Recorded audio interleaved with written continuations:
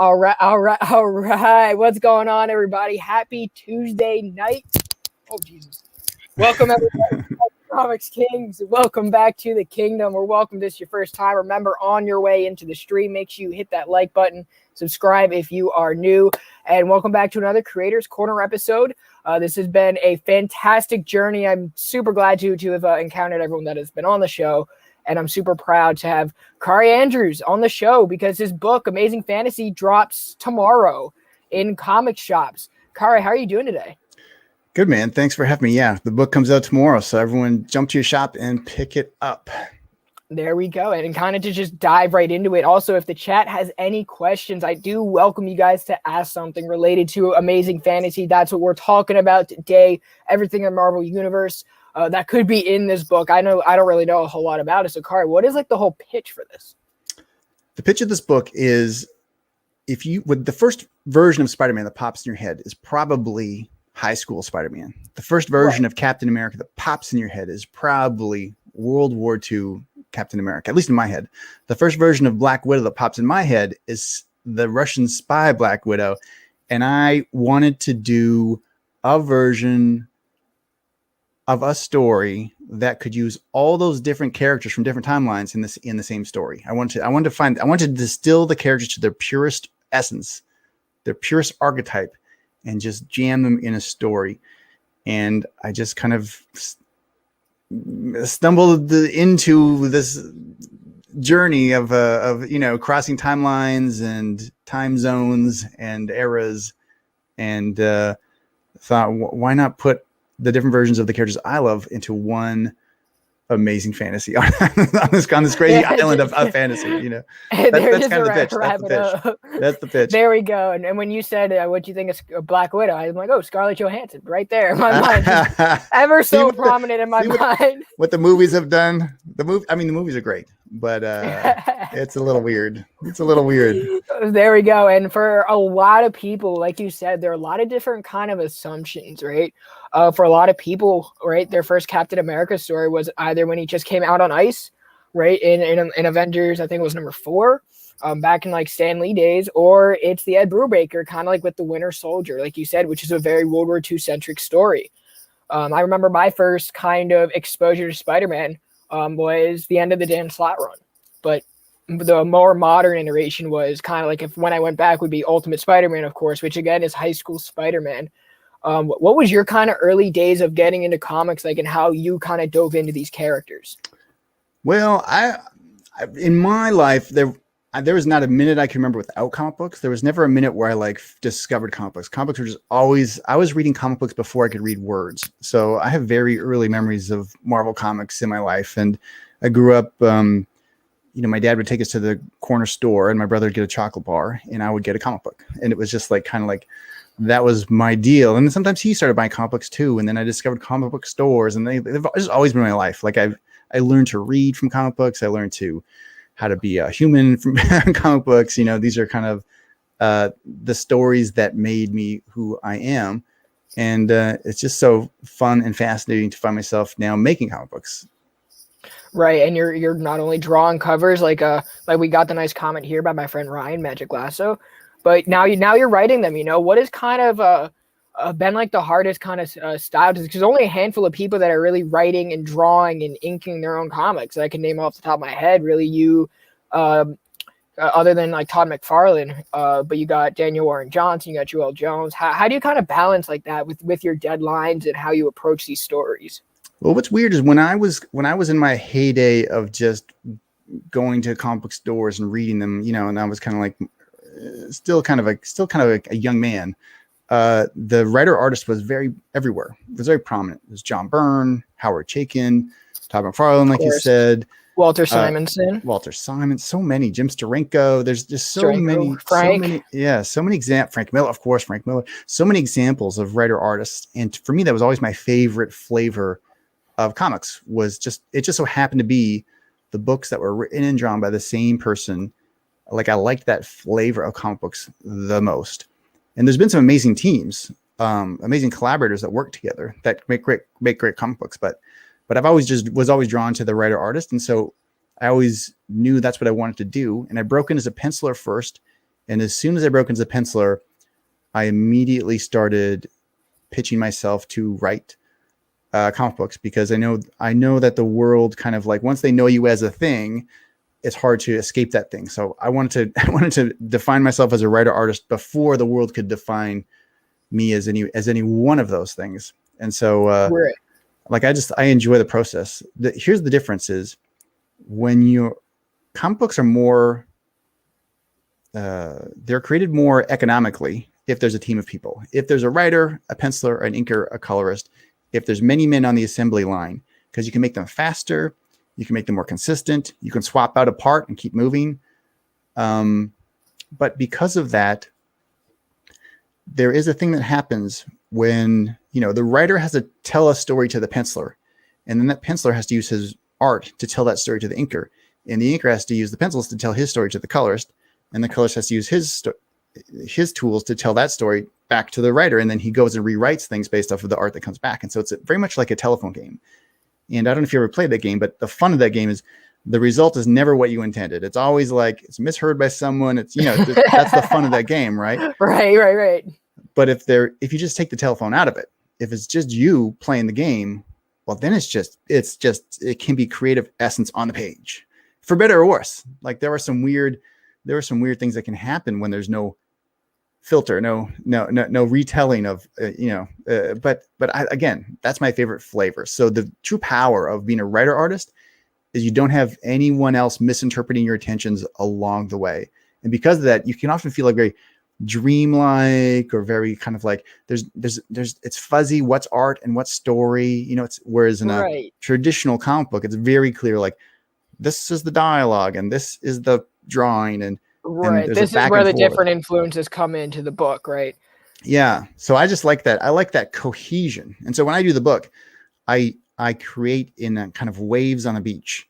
So I will come up with like a synopsis for the miniseries, 1 page, 2 pages, maybe. I'll turn that into a paragraph per comic book. I'll turn that into 1 sentence per page. Then I'll draw those pages. And as I'm drawing, I'll kind of like in my head hear what the characters are telling each other. And I'll write those down in little notes on the page, on the art itself. And then once I'm done that, I will then write the dialogue script. I'll take what I see there. I'll come up with new things. I'll read it again. Then often, if I have time, what's great is I'll do a lettering pass myself just to see what words fit where, how it feels when you read it and draw it. And then I send that to my editors. Once they sign off on the script, that's my script, is the layouts. Then I really just have to ink it and then color it. And then I'm done. So there's never a point where it's always just kind of like, it's like waves against the beach. Like I'm going over the whole story at once all the time. Paragraph, sentences, layouts, dialogue script, inks, finished script, colors. Right, kind of like you said, layers on the beach. It's kind of almost like what just came to my head was like from Shrek, like ogres have layers. Like this story has layers. I'm not trying to compare it to Shrek. That was what first came to my head. I did watch some Eddie Murphy today, so I think that also like doesn't work either. Eddie Murphy has many layers. Eddie Murphy has many layers. If you guys ever want to go back and watch Raw, it's on Netflix. It's just the funniest thing ever. Raw is the best. Let's not forget his brief time as a pop star. I don't know if you remember his hit song. I try to forget it. My girl likes to party all the time. Oh my gosh. I think we can all forget about Eddie Murphy's kind of dream as a pop star. I mean, I think Jamie Foxx and Will Smith have kind of dove into the music industry a lot better, and the comedy and like the actor, everything. But but we can kind of forget about it. We're not here to talk about that. I just like drew that. But we talked about a lot of the hero side, like your kind of reiteration, your kind of first thought about Black Widow. But what about the villains? Who are we going to see, and kind of what is your kind of focus on them?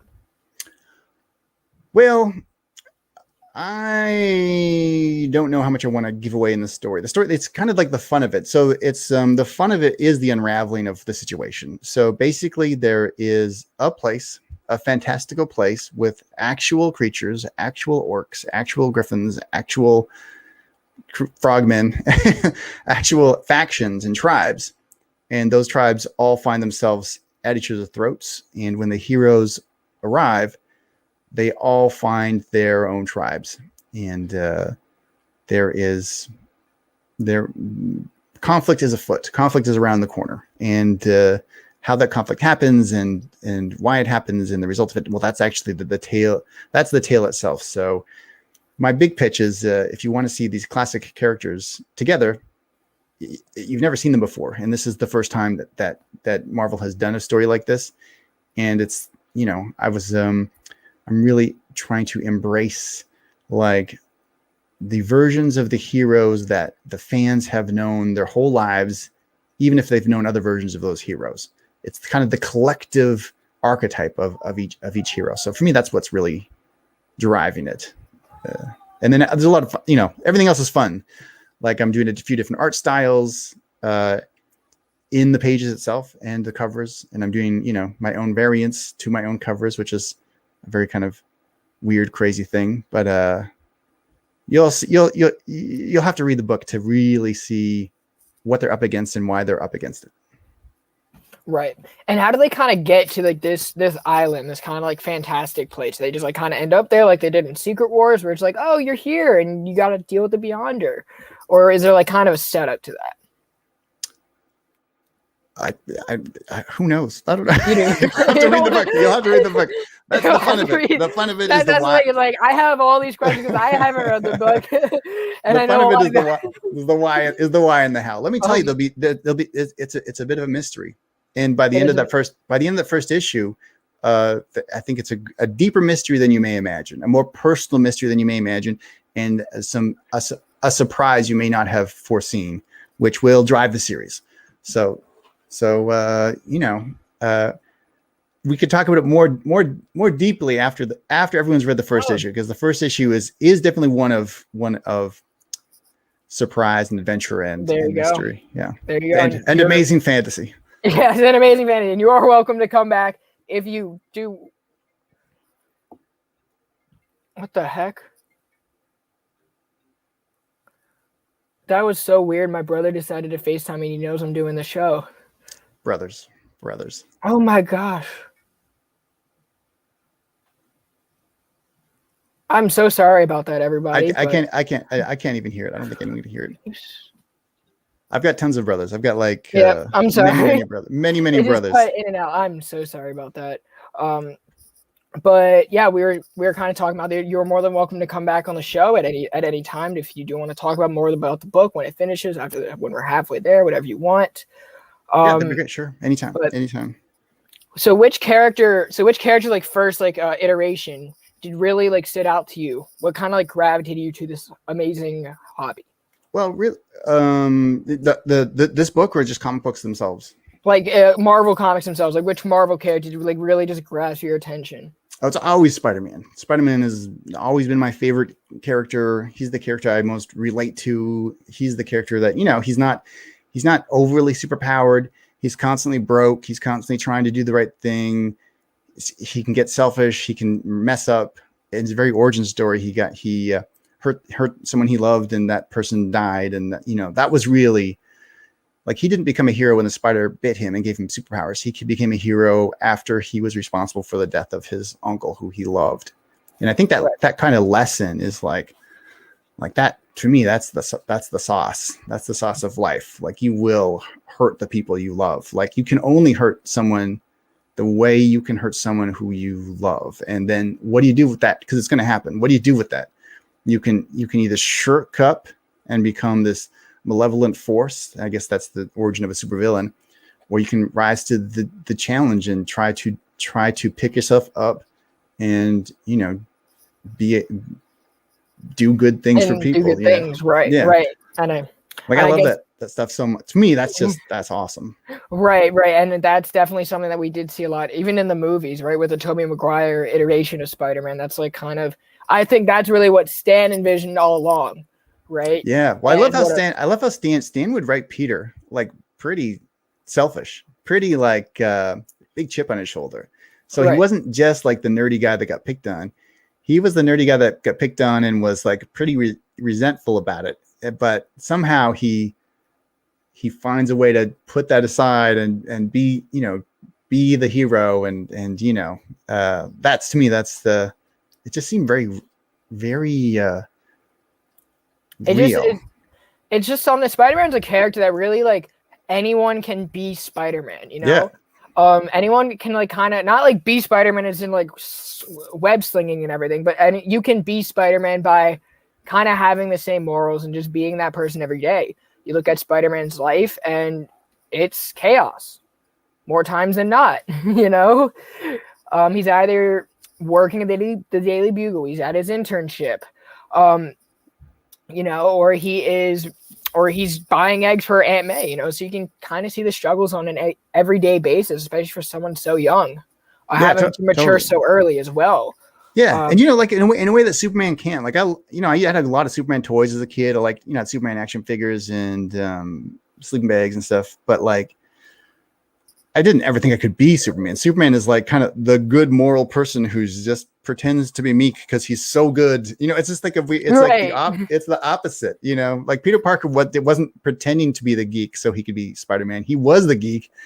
And then, you know, he found a way Spider-Man was his mechanism to become heroic when he needed to. Right. But the opposite was Superman was the real person and his disguise was Clark Kent. Kind of like the human, right? That's kind of why I don't enjoy Superman as much. There's only like I can probably list like 2 runs that I've actually enjoyed as Superman. Well, I would like to, I'm the same way. I would like to try Superman sometime to create a story because it would be a big challenge. But for me, it's this inherently being better than everyone else around you and pretending to be meek to fit in is like, I don't know how that works. Like, I don't feel that way.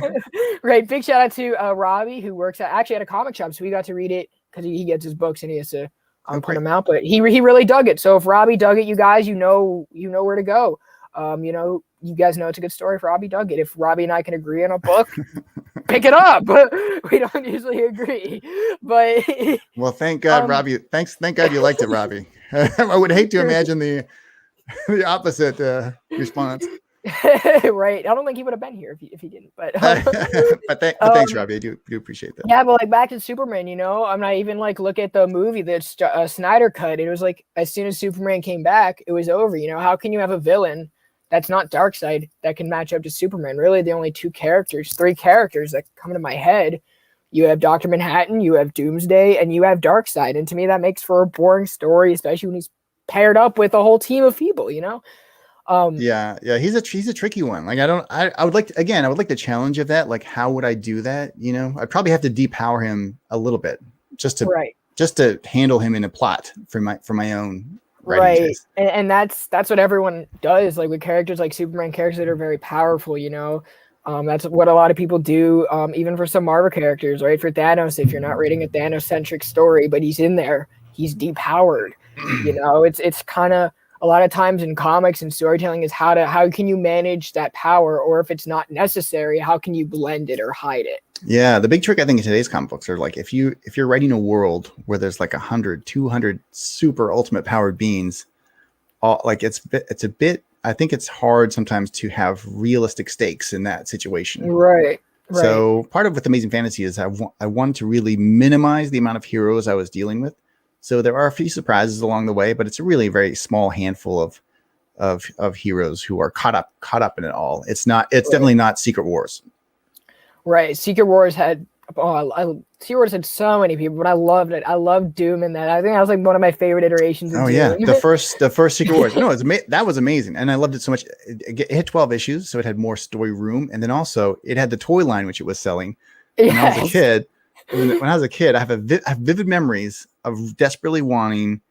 We were at the store. We were at Sears, I believe, and there was a Wolverine action figure, and I couldn't believe it, and I cried and begged and pleaded, and my mom finally took me back to get that Wolverine action figure, and just in the span of 5 minutes, someone else had bought it and it was gone, and I was just devastated. And I don't know who I ended up with. Maybe it was even just like Kang or something. Or someone, I don't know. No one cares. Everyone cares about Kang now, but no one cared about him 5 years ago. Yeah, 20 or 30 years ago, whenever the first no one cared about Kang until 2 weeks ago, almost, or a year ago, since we got like the casting drop. But Kang's still cool, I guess. But Doom, that was fantastic. That was fantastic. You know, how did you go about the costume designs for the characters? And did you go based off their classic Silver Age, or did you kind of like use your own design? No, I wanted to do like the kind of class. I mean, I definitely played a little bit like the Captain America that shows up in my World War II segments, he is he's a bit of a movie hybrid in some ways. Like he's kind of he's got some extra pouches and stuff. I kind of like that look, that World War II look. So, but then once he arrives on the island, as you see on the cover, he pretty much goes full on Conan / He-Man / Man-Man / Barbarian Man, the kind of Frazetta-esque right. kind of look. Right. I love the Conan look for Cap, another good iteration. That was his War of the Realms kind of demeanor. I don't know why, whenever I keep thinking of this book, it may just be the font. I'm thinking like War of the Realms, like anything can happen, they're in a different land. But it's great that we kind of have like that classic feel. I know a lot of people, this is going to be their first time kind of diving into more classic tone because we are so modern, which is great. What was your kind of plan to drawing everything with your layouts? What can we expect with that kind of flow? Well, you'll see when we're in each hero's home world, let's say home era, where we meet them, it's going to be a bit of a different drawing style. When we meet Captain America in World War II, I yellowed the pages. I drew thicker, brushy ink lines. I added dots to the colors. I really kind of tried to create a tone. Much like in a movie, if you flash back to another time, often they'll color correct the movie a certain way or use a different stock or some visual cue, some aesthetical cue to depict that. And I love to do that with comic books. Not a lot of people do that really, but for me, it's always been something I like to play with. So I really want to do a World War II era look. And then I wanted a Spider-Man kind of look that kind of touched upon maybe even some of that old 60s animated cartoon a little bit. There's some watercolor skies. I painted some watercolors for the skies. And then Black Widow was kind of like an 80s Bill Sienkiewicz-ish kind of like painted kind of look. Okay. Like not a direct lift of his work, but definitely that kind of a feel. All and then the normal or the Amazing Fantasy pages are its own feel in itself, or it's like inked on the computer, and it's a bit of a different aesthetic. So you should be able to just look at a page and tell what era you're in, who you're with, and then when they all come together, they're all the same style again. That's awesome. It's like you're able to kind of diversify each character. I think that'll make a lot more sense to a lot of the readers out there. Which character was kind of your favorite to play around with?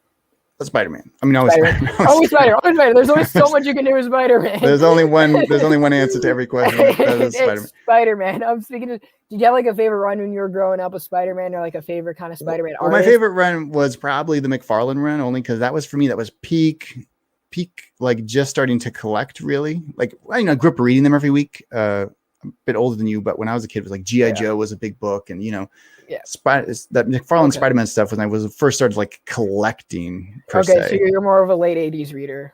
Yeah.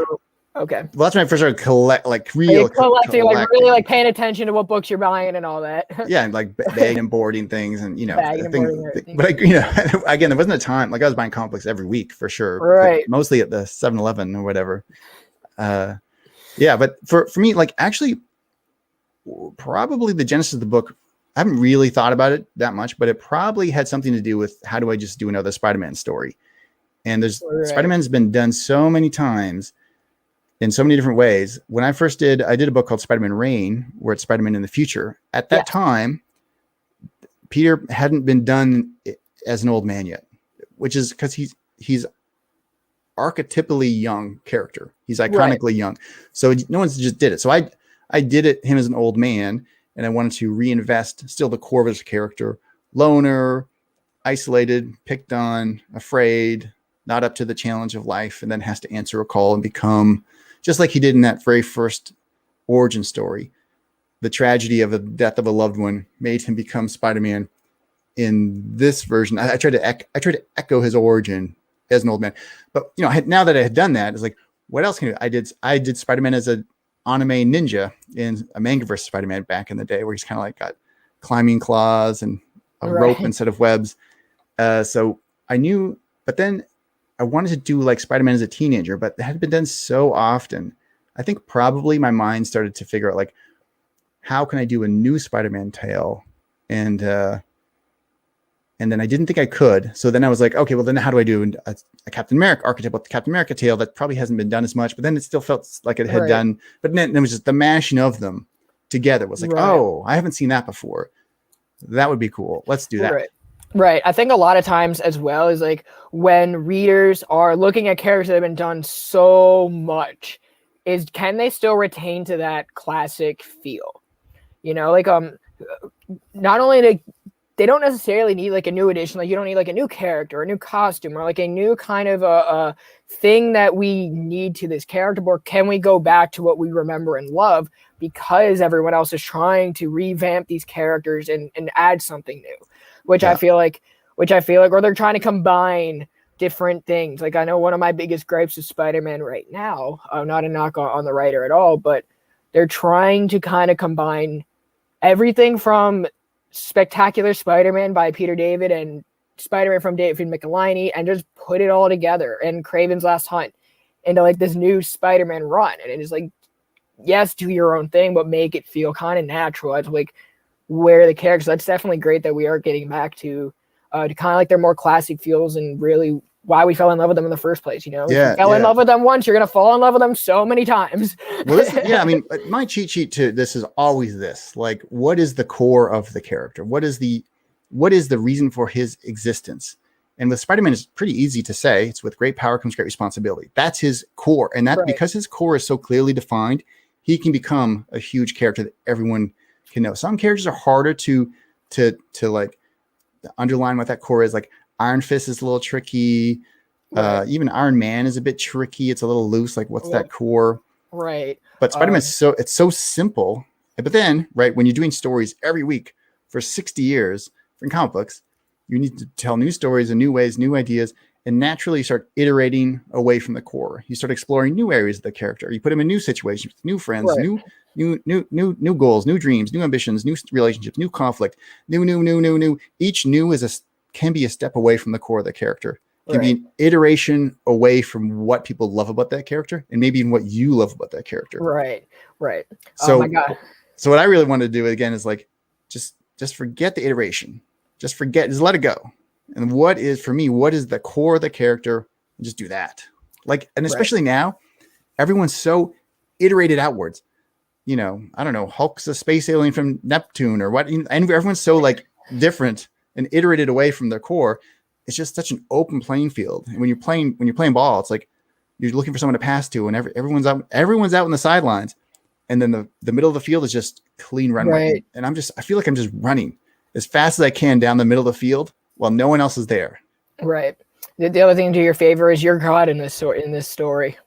You are God, or you're just a little kid again playing with all your action figures. Oh yeah. And if you want to mix a character from Transformers into the Marvel Universe, guess what? You can give it a different name, and these characters don't know because now they have to react to it because they don't know who it was before, and you're just having fun. Well, I think it's hilarious that the new He-Man show just dropped.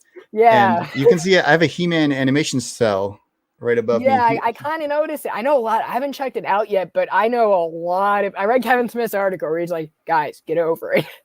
I haven't watched the show. I haven't watched it either, but my good friend Chet, shout out. He makes me ask every guest this, or else have the consequence. But who's your favorite X-Men? Let me just finish the thing first. The point I was making first is like, I think the funniest thing was like the He-Man show just dropped, but specifically that was a bit of a touchstone for this cover of Captain America on a Griffin. Was my love of that show growing up, and like He-Man on a Battle Cat was like, which was in itself an iteration of Conan. Like that toy company wanted to do was pitching Conan toys, and then the movie came out and was so violent they were like, we can't do these toys, and then so they turned those toys into He-Man. And it's like everything spins around in circles. Okay, my favorite X-Men character would of course be Wolverine because I'm a Canadian. That was my era when in his heyday. I mean, he is always just such a primal force for an artist. It's fun. He's fun to draw. He's got the claws. He's dark. He's shadowy. That's the easy answer. Yeah, of course you're kind of stating how John Byrne was kind of like a hero for you as a kid. Writing and drawing. Yeah, so I guess that makes sense. He's also Canadian. Yeah, totally. Yeah. So I am not surprised. And McFarlane. McFarlane too. I love David Cockrum. My hot take is I wish David Cockrum would have stayed on the book a little bit more. Mhm. So we would get a little bit more of his influence on Nightcrawler and Colossus before Byrne drew the attention to Wolverine more. But you know, that's my hot take. I know Cocker went on to do some Avengers and some other Yeah, no, he was great. He was great. He was really good at designing costumes. Oh yeah. There's a lot of great artists. I don't want to name any names. I don't want to call them out. But there's a lot of great artists who are at the top of the game in terms of art wise, but their just costume designs are pretty that's a different skill. Right. The person who can draw amazing art can't necessarily design cool archetypal costumes. Right. First person you say came ahead when you say cool costumes, George Perez is like there. Like just look at Taskmaster. It's like there's for that time what's not to love, or Steranko with Polaris. Steranko's one of my favorites. I love Steranko. Yeah, he's awesome. And I love him because he's so.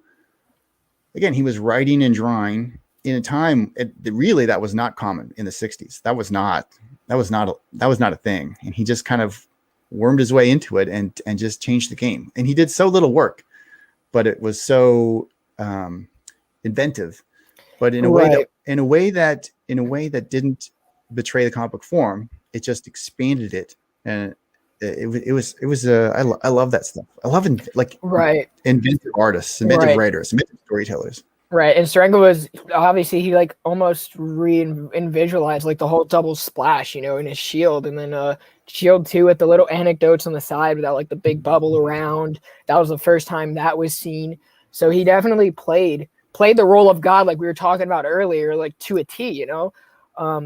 Say what you want about him. Like he'll never take a picture with me, but I can still admire his artwork. I've only met him once, and I know he's got a prickly reputation, but he was nice enough to me when I met him. He's nice enough. He won't take a picture with you unless you're a woman, or unless you bring a woman and take a picture. He'll make you take the picture of him and the girl you bring. He's always reminded me of kind of a man from another era, like the era of Sinatra or something. That kind of crazy kind of Hollywood Brat Packy kind of like a celebrity era. Right, I could just see that man going to Broadway, never leaving. Yeah, totally. No, he's great. And he also was one of the first people to integrate photography into comic art. And he would reference just pop artists, whether it's Dali or whoever, Escher. Like he was always playing in a way that expanded the medium. So that's why Kirby named Mr. Miracle after him.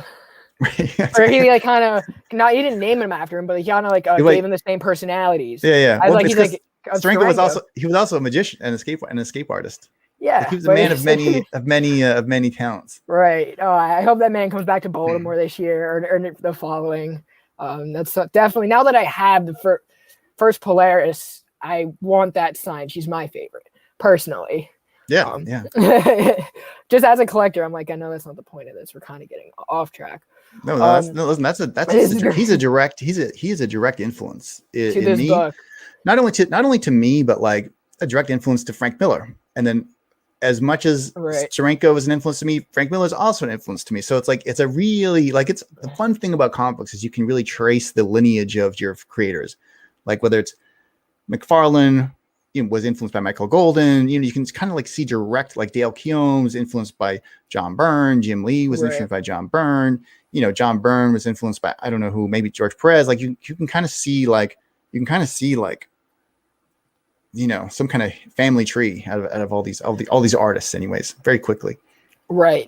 And then I was at a panel with Jim Lee, and someone asked who his influence was, and he said the way Frank Miller did space. Like someone asked what did you design your backgrounds in Hush after? He's like, well, it was Frank Miller's Daredevil because of the way that he was able to utilize that space, which for me was a big eye opener. I'm like, well, we all know Hush. Yeah, but a lot of times artists will never name their most direct influences. Like if you ask Quentin Tarantino his influences, he's very shy to say Martin Scorsese, which is obviously his major influence. So he'll name 1,000 other influences. But with Jim Lee, it's very clear that he was directly influenced by John Byrne and directly influenced by Barry Windsor Smith. So I know he's a huge fan of Frank Miller. I know that, and I'm sure his work with Frank Miller did influence the Hush. But it's fun to visually see what influenced what just by looking at the art. Right. And I just love when they even say, oh yeah, I'm a huge fan. They just go back into the little fanboys like we are now. Yeah. which is really at the end of the day, we're all just fans of each other, fans of the hobby. You know, even in our little YouTube community that we have here, we're all kind of fans of each other, supporting each other's chats. Like you guys support each other's art. You're fans of each other. So which is really what it's all about at the end of the day. It's just enjoying the hobby and enjoying why we came here in the first place. Yeah. Well, I always think that art is like very parasitic. Like, someone, you've encountered great art because it inspires you to make art yourself. Right. It's got this pull. Just like when you watch a great action movie, you come out of the movie theater, like running and punching and leaping. Like there's something that inspiration does to you physically that affects your behavior. And so like, especially in a community of creatives, you can really like, when you're exposed to great things, it makes you want to do great things. And so like, I think it's like, the half the job is seeking inspiration, like seeking that thing that will set that thing off in you, that will then hopefully set something off in someone else. It's like in many ways, it's a life form that travels through people. You'll die away, but maybe that thing that you did 60 years ago will live on through the next generation or whatever. Right. It'll come back to bite you, but in a good way this time. We were speaking like about like inspirations, kind of like, how did you get into the creative side? Who really helped you pave your way into the industry? I was just wanted to ask you that. Well, the cool thing about comic books is it's both cool and hard, is that it's so self-motivated. It rewards people who are very self-driven. So it's not really an industry where you can like apprentice with someone or have a teacher. Like it's not that kind of a deal. Like it's kind of like going to the gym. Like maybe you have a buddy you go to the gym with and you spot each other on those heavy lifts, but it's just a sport of an individual. It's kind of like martial arts. Maybe you take some classes, but you are training to be alone in a ring. And so you have to be a self-generating entrepreneur to chase out a career in comic books, whether it's writing or art making. And the people who do the best, who have achieved the greatest success, are very entrepreneurial. Whether it's Jim Steranko, who was a magician and a magazine publisher and whatever, teaching himself all kinds of art, or whether it's like Stan Lee, or whether it's Mark Miller, or setting up his Netflix deal, or you're like the Image Comics team, exactly. Yeah, that's right. Comics. Yeah, or the new Scott Snyder deal with Comixology. Oh, that news dropped crazy, man. I'm like, I don't know what to expect from it. That's gonna be cool. Yeah, it could be fun. I mean, I like to read comics on paper in print, but it's gonna be printed out with Dark Horse. So yeah, but I still. If I have to read a comic book in like 5 seconds, I'll just jump on Comixology and buy it and read it, especially for jobs. I'm constantly having to like update myself on like a story. And then you got Marvel Unlimited, which is probably the most useful thing for me, for everyone. I think. I don't even have a subscription to Marvel Unlimited. You're like, I have it all in my head. Like, I already got it. I have a lot of it in my head. Of certain eras. There. I know Marvel Unlimited is like, it's always on. It's the only thing I bought an iPad just for Marvel Unlimited, just so I can read in that. I had a mini, recently just upgraded to like a nice 12-inch iPad, just so I could have it the same format. I'm like, I'm done. Same size, yeah, totally. Well, is there anything else you can kind of like tell us about this book that we should be looking forward to?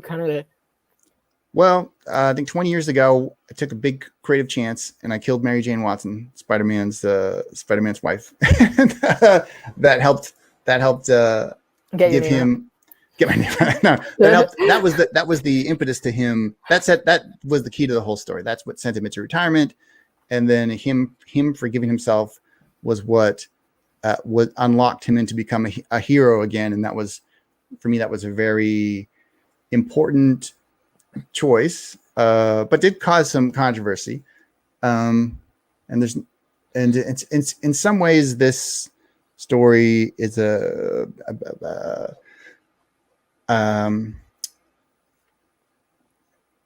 don't know what the word would be, a reverse echo of that kind of plot device. So pick it up, check it out. I think you'll be interested. I think it'll be interesting what you discover on this island of amazing fantasy.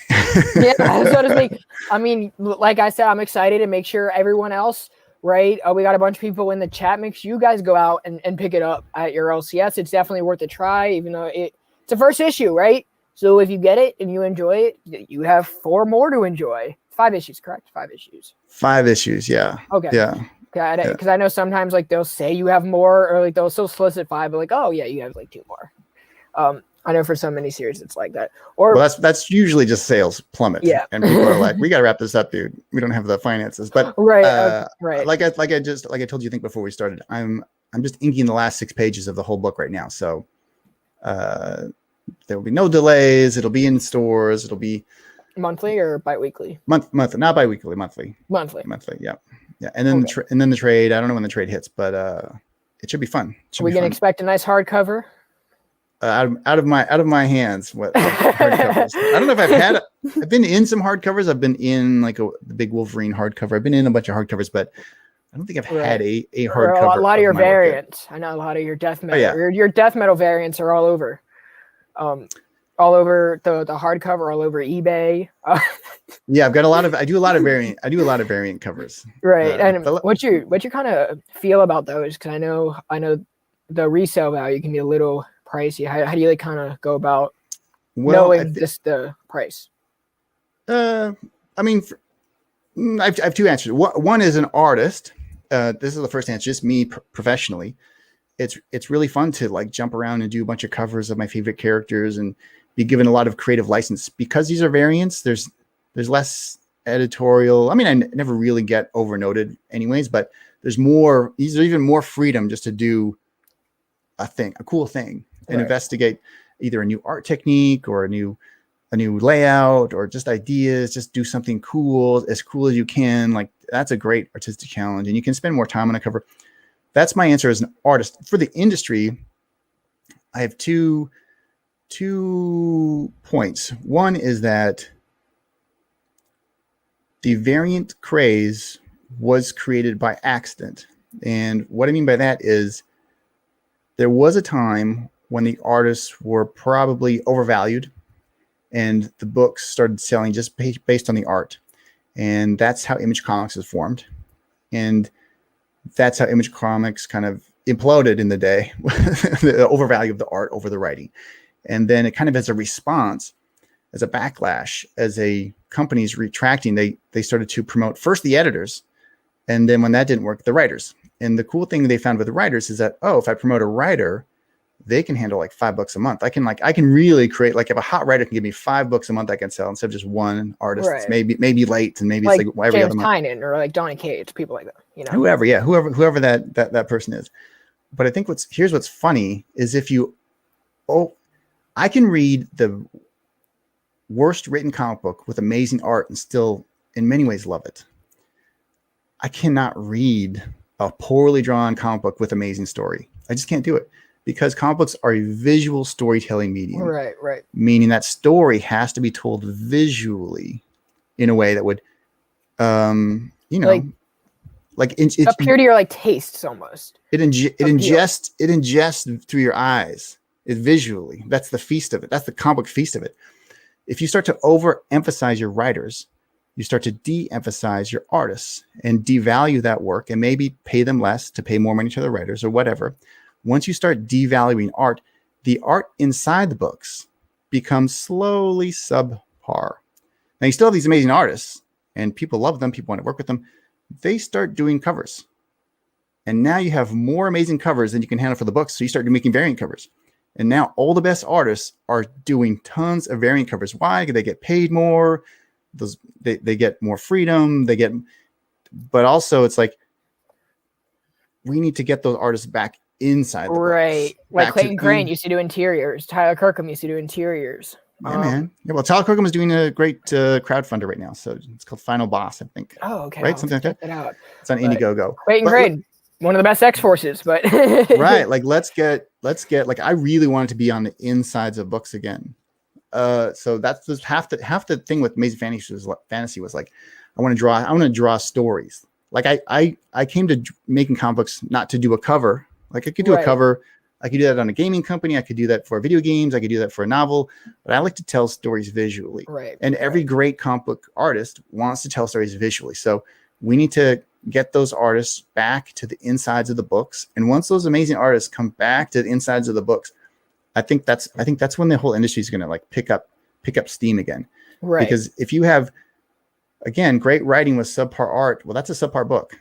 If you have great art with subpar writing, still a great book. It's a trick. So every great artist, every great writer, like a Mark Millar, he knows that, and he'll specifically hound out the best artists he can find and make them partners in those books, and he'll treat them well. And those books are like, that's the trick. So the variant cover craze was created by accident when the industry started to devalue great artists doing interior pages, because that art had to go somewhere, and people respond to that art, even if they don't know it.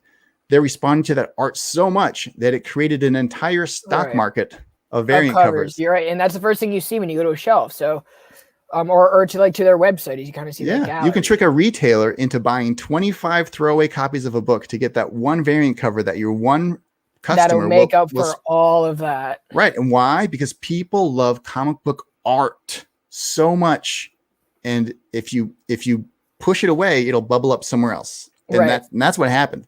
So let's get those artists back inside those interiors, man. Let's tell some like high level storytelling. Dude, that would be like a dream, and that's something that I, as a collector, I've also kind of faced. I agree with your points 100%, because whenever like I see a book, right, and I see the amazing, the high price, well, is the interiors worth that, or is the cover worth that? To me, I'm not buying a book simply for the cover. I'm buying it for the story, for what's actually inside the pages. That's why we came to this hobby. That's why we're still here, is because we like the inside of the pages, So I'm not going to pay for a cover I don't like. I'm not going to pay an insane amount of money for a cover when I may not enjoy what I'm actually reading. And you won't, but there are people that will. There will, I know. And what if that same person and you both could get those amazing artists inside the books? Right. Then those sales would double. Oh, right? And then we would all be one happy comic book family. Yeah. That's the trick. How do we do that? I don't know. That's the trick. Take away their CGC deal. That's a whole different avenue. I just want to get your kind of input on that, because I know you've had a few covers that have really shot up. And I know like a lot of people kind of also with the online market have like kind of like that fear of missing out. Like, oh, this is character's first appearance on the cover, and it's only limited to so many copies that were like out there or whatever. Like, but then again, you read the interiors of the page and the character, let's say Robin King, for example, not exactly a big part of the story.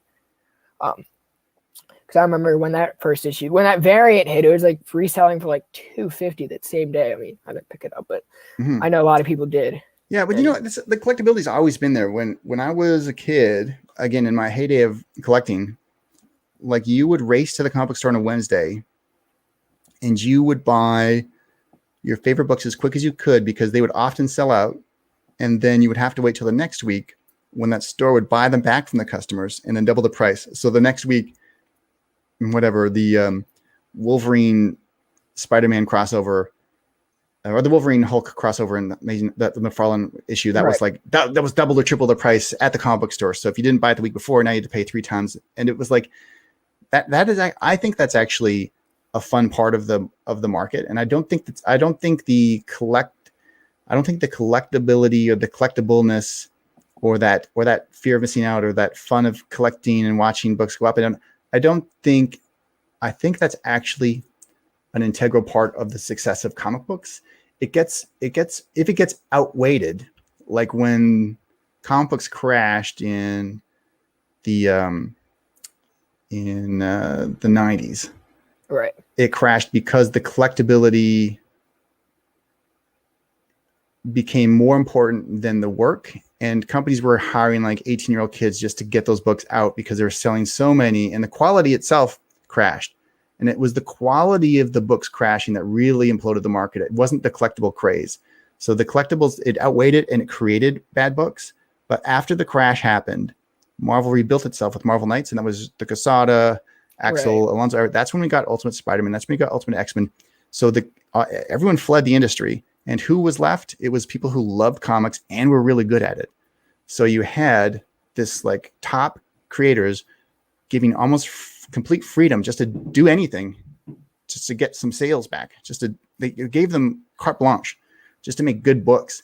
And then because the books got good, people started coming back. And so I think every crash creates a new life and a good creative life. So like, the market's it's crashing a little bit right now, you could argue. And I think that's actually the faster that can happen, the better. Because all those people that are in comic books looking for the quick Netflix deal are going to go somewhere else. Those people are destroying they're not destroying the industry, but it's like they're making bad comics, and bad comics destroy the industry. So and then you get whatever, and then you get shows out there that really shouldn't be shows, and you could probably argue some characters that are first appearing now that already have those CW deals, those kind of MCU speculation and all that is we know that they're appearing so they can be in a film in 2 years, right?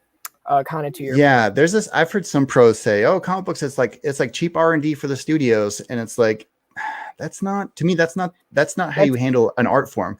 It's like the Van Gogh was not a cheap R&D for an art book, for a gallery, a art collection 100 years from now. You need to treat that medium with as much passion or more passion than anything else. It's like this. If your goal is to get something else, if your goal is to get the Netflix deal and you're trying to get it through the comic book, your eyes will be on the goal, not the comic book. Not what's meant to kind of get you there. Yeah. Right. Exactly. Your focus won't be on the art you're making. It'll be on the result. And anytime you focused on the result, this is in life. If you try to focus on the result, not the work, you will never get there, because you need the work to be good. It's like the healthy way is to just focus on the work, focus on the task, focus on the thing in front of you. And a few people will trick their way past there, will trick their way to the deal, but you can only get so far with a trick. You can only do that trick once or twice, and then your career is over. But the work, if you do good work, your career will be forever. Right, 100%, and that even makes me more excited for Amazing Fantasy. This whole conversation is getting me more pumped for it. Part of when I was writing Amazing Fantasy, I was like, it was like the world was going a little crazy with whatever the current state of things, and I had this thought many times when I was drawing it. I was like, what if, for whatever reason, the industry collapses, whatever happens, what if this was the last Marvel comic book that I ever worked on? And then I treated it like that. I was like, okay, if this is the last Marvel comic book I ever work on, I got to try a little harder. I got to focus a little more. If this is the swan song, and I know it's not, but just you get in this weird creative headspace. You're like, if this was going to happen, you play these mind games with yourself, working alone too much in the office. It better be good. So, but yeah, that's definitely good discipline. On your end, you kind of buckle down. But isn't that the lesson of every bit of life? If your relationship with your girlfriend or wife is spiraling out of control, that the way to fix that is not to focus on next Christmas. It's to focus on today with that person you love and try to work things out now. Right. If you're in school, if you're just focusing on being done school, well, your grades will never get there. You got to focus on the task at hand. If you're trying to build a thing, build a tree house, if you're just focusing on sitting back and catching some sun on that treehouse, well, who will make it? You got to do the work now, and you got to do it well. So you need a bit of that weird neurotic kind of edge to it. We just need to be grounded, here, present, now, today. And to talk about kind of where we see the market going. I was actually talking to a buddy about it the other day. Because I've probably been collecting for probably 6-7 years now. He's been collecting since he was a kid, he's probably your age. And he was saying, we were kind of talking about how the market's going to crash. And I'm like, we're going to go back to the 90s, man. I'm like, I'm going to see what the 90s looked like.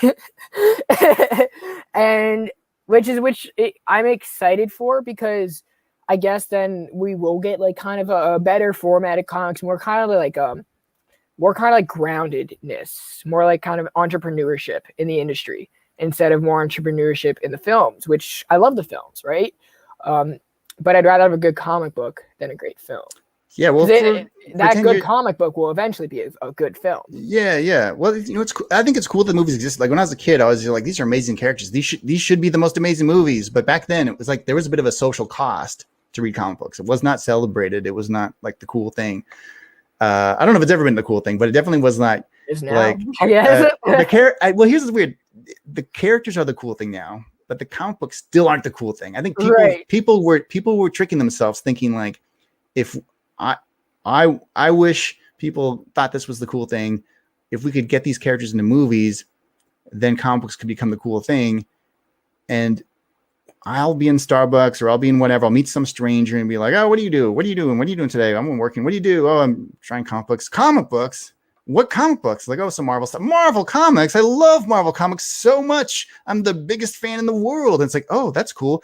I've seen every movie. I don't really read the comic books, but I've seen every movie. It's just like like it doesn't. I ran into that situation today. The movies succeeding does not create new readers. Like that's a trick. Right. That's a trick. Right. That's the movies stealing the magic of comic books. It's not a reciprocal relationship. So I think it's great the movies are existing and flourishing. Right. But again, if you're a comic book creator, focus on the work, not the movies. Right. Like focus on the book, focus and on enjoy the cast. movies. I was talking at the job today. I was talking to this lady. She was like, I don't know how I got on the subject of because I had like Star Wars playing, right? In like, because we have a TV, we were trying to see how many Star Wars movies we can get through today. We got through the prequels, thank God. It was a busy day, but and just today you got through. Yeah, we got through the prequels at work today. We just had it on the background, but I'm like, thank God it was busy, so I had to miss all the Jar Jar and the Attack of the Clones, the Jedi battle was during my lunch break, so I was like, yes, it was great. But this lady came back, she was like, so like, what are some good shows, for like stuff like Star Wars? I'm like, well, what do you like? She's like, I like Batman. I'm kind of a Batman girl. I'm like, okay, well, I said, do you ever watch Teen Titans? She's like, oh, I love Teen Titans. I'm like, yeah, Nightwing's my favorite. She's like, who's that? And I'm like, Dick Grayson. She's like, who? I'm like, you don't like Teen Titans, do you? And she's like, I'm sure she loves Teen Titans Go. I'm just like, she's like, Raven's the one with like the medal, right? I'm like, no. So that was kind of a funny story for today, kind of to coincide with that conversation. But comic books are weird. Like comic books are like, here's the thing with comic books is it's a weird industry and it's full of people who are looking to be validated by other mediums. Here's the weird thing. You'll say you create a creator-owned book, a new book, and it succeeds wildly beyond your imagination. What does that mean? Well, you might say, oh, it was made into 3 amazing movies. Right. Written by someone else, directed by someone else, acted by other people, and it doesn't really look like my comic book. But it's my comic book. And it's like, and when you Google search the name of that comic book, pages of actors, not your art, show up, and it's like somehow that's become the definition of success of a truly successful comic book. Is like it's been transformed into a different medium by people that are not you. Like it's such a strange definition of success, but it's a trick. It's a trick because film is so powerful, it's so overwhelming. You can easily be led to, and if you think that's the definition of success, I've seen many people start to chase that, and as soon as you start to chase that, someone else making something else out of your idea, it will kind of like supersede it. Not just that, your eye is not on the work. Your work suffers. Your work becomes worthless, and then your career tanks. Like it's a trick. It's all a trick. So if you want to make the most successful comic book of all time, you need to do that work where it's so good that if someone else makes a movie out of it some other time, on that first page of Google searches, your art still shows up. Because right now, if you just Google search Captain America, you're going to get 3 pages of Chris Evans before you come across one image of Jack Kirby. Like film is so powerful right now. But Jack Kirby had nothing to do with that movie. He didn't direct it. He didn't write it. He didn't star in it. Long gone. He's long gone. Like it's a trick. Those movies are a trick. So if you're a creator, you can still enjoy them. I love those movies. I love movies. A huge movie fan. But don't look to movies as your definition of success. You got to look to the work. Look to your comic then books. You'll get Aliens 3 and Alien vs Predator and all that other garbage. Yeah, well, even Aliens are great. even good movies like look at Hellboy. I mean, I love Guillermo del Toro, but the Hellboy that was in those movies is not the Hellboy that is on the comic book pages. And if I had to choose between the two, I'd definitely choose Mignola's Hellboy. But again, if you Google searched Hellboy right today, you would come up with a page of Ron Perlman in the right. Ron Perlman just right there. Yeah. You know? So they're capturing in a weird way. Hollywood's really good at like stealing things. So in a way, they're trying to look for like energy to capture your ideas, your stories, your fan base. They're always trying to capture it, whether you're a novelist or a comic book artist or a painter or a celebrity or a weird life story, whatever. They're trying to capture. They're trying to steal your ideas and make money off of it. Right. So it's a strange business. 100%, man. Definitely. And we were talking about Jack Kirby just a little bit ago. I am excited to see his dream come true with Eternals. That I'm actually really excited for that. So, right, but was his dream to have a movie made of his? I don't think it was work? It was like his dream, but like it was like his work that he did himself, that was really like 100% Jack Kirby, because we've seen 100% Stan already, like with the Avengers and everything that like really was like true to Stan. This is something that you can say is 100% true to Kirby. Like these are his characters. Now they're on the big screen, which I think is going to be really cool. I would even argue that all of the Marvel movies have nothing to do with Stan Lee. He makes the guest cameos. They take the origin stories, what they like, what they don't like. But those movies exist separately from Stan Lee. And the difference with Stan Lee is he's really good at being a celebrity. Like he's always been very good at marketing himself, kind of like the Mark Miller type thing. He's got a persona. He's a very big personality. Got the voice. He narrated all the cartoons. But the 10 years of movies have nothing to do with Stan Lee. In my opinion, in my humble opinion, he makes a cameo, but he doesn't write them. He doesn't write them. He doesn't direct them. Right. He doesn't act in them. He doesn't create the props. He doesn't make the music. He doesn't make the editing. He has nothing to do with them really, besides the little cameo to kind of honor him and be like, thanks for the spark of life that we've now stolen and put into another medium and sold to the masses. Yeah, and he got wealthy off of it, and people love him. I love him. My kids know who he is. Like, in some ways, his celebrity is what's being celebrated because of this stuff, not necessarily his work in those movies, because his work is in the comic book pages. So and those comic books are amazing, and was an amazing pioneer of comic books and changed the game. Right. And that's a very good point. I didn't really look at it that way. I always saw like this is kind of the characters that they created. And if I had a character that I created and I saw them kind of on the big screens, obviously it's a trick. If you created Purple Man, Purple Man's this amazing character you created. It became very popular for 20 years. And all of a sudden the Hollywood wanted to make a movie of it. And they gave you $100,000 to option rights to Purple Man, and maybe even made $500,000, $1 million off Purple Man. That movie has nothing to do with you. And at the end of the day, you'll feel empty and sad and alone because everyone will say, oh, I loved Purple Man directed by James Cameron. Like in 3 pages of Google searches will be that actor that played Purple Man. And maybe your sales will pop up a little bit, but I think a lot of creators at the end of the day find those, and I've heard from them, find those adventures a bit empty at the end of the day. It'd be like if you were trying to find the love of your life, you found the woman of your dreams and you wanted everyone to know how amazing she was, and someone recognized her and then they married her, and you dated her for a while, but now someone else actually has that life with her. I think that's what it feels like. And I think you get a lot of creators who kind of like at the end of the day, when those deals are done, they just start looking for more, more deals. I don't know. It's a trick. I think it's just a trick. It's just a trick. But you will never remember. You won't remember Frazetta for anything other. When he's been long gone. You will never remember him for anything other than his paintings, like his amazing work that he actually did. And at the end of the day, Jack Kirby, you remember his drawings, his amazing artwork, and you will never remember Frank Miller 100 years from now for those movies that someone else made that he sat beside and co-directed. His comic books are so amazing. It's so visceral. And now, like, that's the sauce. Like, that's the secret. That's the essence, Right. 100%. And that's definitely like a great point you bring up. I didn't really think about it that way with like the MCU and the comic books and the movie because industry. It's a trick, because the celebrity culture says you will be important if someone else makes a movie of your creation. That's what Hollywood tells you. That's what Instagram tells you. That's what Facebook tells you. That's what Twitter tells you. That's what all the news sites tell you. You'll feel empty and alone and betrayed. Guaranteed. Guaranteed. Guaranteed.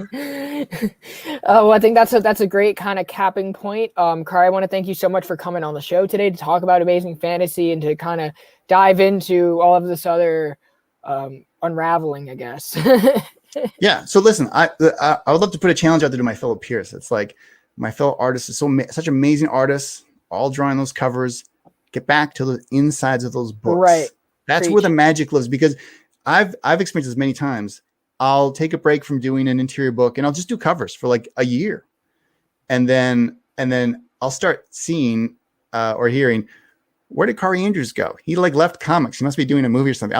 I'll be working every day of the year on covers. You'll never be remembered for those covers. Even if you're Adam Hughes, there comes a point when like you need to get back inside those pages, right? Because the stories are what make comic books, and the art tells those stories. So if you're a great artist, you need to get back inside those books and tell those stories, because that's what your skills are for. Your skills are not for the outside floppy thing. It's for the stories inside, and that work will be remembered. Jack Kirby and Jim Steranko, John Byrne, they're remembered for the stories they told, not for the covers that adorned the stories other people told. Right, 100%. And again, thank you so much. I'm really excited to pick up Amazing Fantasy tomorrow. And everyone else who is watching, make sure you guys subscribe to the channel for more interviews. I always kind of like to announce the next guest, so don't go anywhere. The next guest is actually going to be Steve Englehart. There you go. August 4th, I think. So I think that's next Wednesday. That's next Wednesday. Okay, I didn't know that, but that's next Wednesday. So I'm really excited for that. Make sure you guys, like I said, pick up Amazing Fantasy, add it to your pull list. And yeah, and you guys can catch my review of it on Weekly Wrap Up with Bryce, not this Friday, but we will talk about it the following. And we had a baseball game this Friday. So got to spend time with the family. Kaare, thank you so much again. Awesome. It's been a pleasure, Brandon. Thanks for having me. You too.